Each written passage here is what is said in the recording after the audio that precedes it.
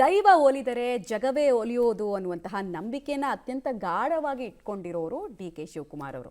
CM ಗಾದಿಗೇರಿದ್ರು. But ಅವ್ರ ಬಾಯಲ್ಲಿ ಪದೇ ಪದೇ ಕೇಳಿ ಬರ್ತಾ ಇದ್ದಂತಹ ಒಂದು ಹೆಸರು ಈಗ ರಾಜ್ಯಾದ್ಯಂತ ಚರ್ಚೆಗೆ ಕಾರಣ ಆಗ್ತಾ ಇದೆ, ತಿಳ್ಕೊಳ್ಳುವಂತಹ ಕುತೂಹಲವನ್ನ ಹುಟ್ಟು ಹಾಕಿದೆ. ಅದೇ ನೊಣವಿನಕೆರೆ ಅಜ್ಜಯ್ಯ.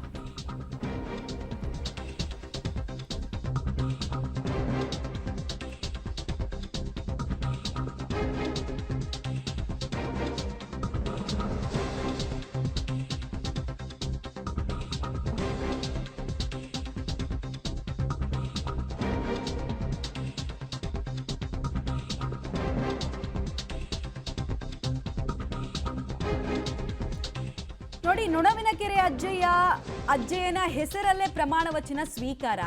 ಯಾಕಿಷ್ಟೊಂದು ನಂಬಿಕೆ ಅವರಿಗೆ ಈ ನೊಣವಿನಕೆರೆ ಅಜ್ಜಯ್ಯನ ಬಗ್ಗೆ? ಯಾಕಿಷ್ಟೊಂದು ಆರಾಧಿಸ್ತಾರೆ? ಸಂಭ್ರಮ ಸಂಕಟ ಪ್ರತಿ ಸಂದರ್ಭದಲ್ಲೂ ಯಾಕೆ ನೆನೆಸ್ಕೊಳ್ತಾರೆ? ಯಾವುದೇ ನಿರ್ಧಾರ ಸಲಹೆಗಳಿಗೂ ಕೂಡ ಅಪ್ಪಣೆ ಯಾಕೆ ತಗೊಳ್ತಾರೆ? ಎಲ್ಲ ಪ್ರಶ್ನೆಗಳಿಗೆ ಉತ್ತರ ಕೊಡ್ತೀವಿ. ಅಜ್ಜಯ್ಯ ಅಂದ್ರೆ ವೀರಗಂಗಾಧರ ಜಗದ್ಗುರುಗಳು, ಅಂದ್ರೆ ರಂಭಾಪುರಿ ಮಠದ 119ನೇ ವೀರಗಂಗಾಧರ ಜಗದ್ಗುರುಗಳಿಗೆ ಇವರು ನಮಿಸೋದು.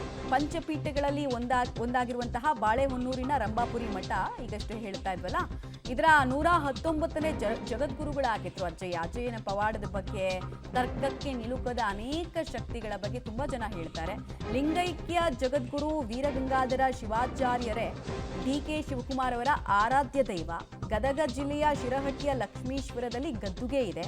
ಅಜ್ಜಯ್ಯನ ಪರಮ ಆರಾಧಕರಾಗಿದ್ದಾರೆ ಶಿವಯೋಗೀಶ್ವರ ಸ್ವಾಮೀಜಿಗಳು. ಕಾಡಸಿದ್ದೇಶ್ವರ ಮಠದ ಪೀಠಾಧ್ಯಕ್ಷರಾದ ಡಾಕ್ಟರ್ ಶಿವಯೋಗೀಶ್ವರ ಸ್ವಾಮೀಜಿ. ಇತಿಹಾಸ ಹೇಗಿದೆ ಅನ್ನೋದನ್ನು ಹೇಳ್ತಾ ಇದ್ದೀವಿ. ಪ್ರೀತಿಯಿಂದ ಅಜ್ಜಯ್ಯ ಅಂತ ಭಕ್ತರು ಕರ್ಕೊಂಡು ಬಂದಿದ್ದಾರೆ. ಸೊ ಮುಖ್ಯಮಂತ್ರಿಗಳ ಕಚೇರಿನಲ್ಲೂ ಇವರ ಫೋಟೋ ಇರುತ್ತೆ ಮತ್ತು ಪ್ರತಿ ನಿರ್ಧಾರಗಳಿಗೂ ಮುಂಚೆ ಇವರ ಮೊರೆ ಹೋಗ್ತಾರೆ. ಅಂದರೆ ಅವ್ರಿಗೇನೋ ಒಂದು ದೊಡ್ಡ ಮಟ್ಟದಿಗಿನ ಪವಾಡ ಅವ್ರ ಜೀವನದಲ್ಲಿ ಆಗಿರುತ್ತೆ. ಮತ್ತು ಸಂಕಷ್ಟದಲ್ಲಿದ್ದವರಿಗೆ ದೈವದ ಶಕ್ತಿಯ ಆಸರೆ ಇದೆಯಲ್ಲ, ಅದು ಕೊಡುವಂತಹ ಟಾನಿಕೇ ಬೇರೆ ರೀತಿ. ಆ ಥರದ ಅನುಭವ ಡಿ.ಕೆ. ಶಿವಕುಮಾರ್ ಜೀವನದಲ್ಲಿ ಅನೇಕ ಸಲ ಆಗಿದೆ ಅಂತ ಅವ್ರನ್ನ ತೀರಾ ಹತ್ತಿರದಿಂದ ಬಲ್ಲವರು ಹೇಳ್ತಾರೆ. ಆಮೇಲೆ ನಿಮಗೆಲ್ಲ ಗೊತ್ತೇ ಇದೆ, ಈಗ ನಮಗೆ ನಂಬಿಕೆ ಅನ್ನೋದು ಜಸ್ಟ್ ಒಂದು ಮಾತಲ್ಲ. ಅದು ಯೂಶಲಿ ನಾವು ತುಂಬ ಕತ್ತೆಯಲ್ಲಿದ್ದಾಗ, ಗೊಂದಲದಲ್ಲಿದ್ದಾಗ ನಮ್ಮನ್ನು ಬೆಳಕಿನ ಕಡೆಗೆ ಎಳ್ಕೊಂಡು ಬರೋಷ್ಟು ಶಕ್ತಿ, ಮ್ಯಾಗ್ನೆಟಿಕ್ ಪವರ್ ನಂಬಿಕೆಯಲ್ಲಿದೆ ಅಂತ ಹೇಳಲಾಗುತ್ತೆ. ಆ ಮ್ಯಾಗ್ನೆಟಿಕ್ ಪವರು ಅಜ್ಜಯ್ಯನ ರೂಪದಲ್ಲಿ ಕಂಡುಕೊಂಡಿದ್ದಾರೆ ಡಿ.ಕೆ. ಶಿವಕುಮಾರ್ ಅಂತ.